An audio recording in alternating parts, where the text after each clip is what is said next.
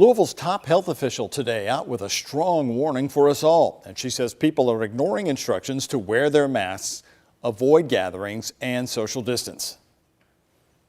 I think people are tuning out these messages, and it's unfortunate because we have a quickly spreading wildfire on our hands and people seem to be oblivious to the flames.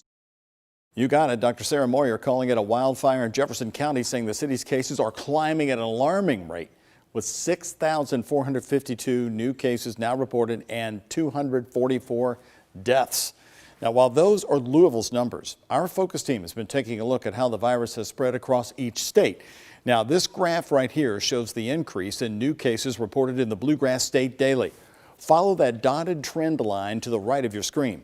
We've marked the day that the mask mandate took effect in orange. You see the orange bar right there on the right. You'll see a sharp incline started in July.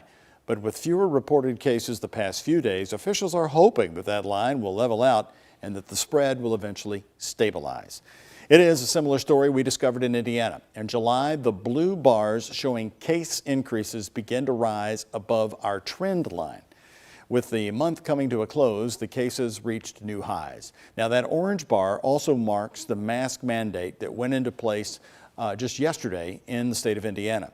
Officials are hoping that that will help to reverse the upward trend.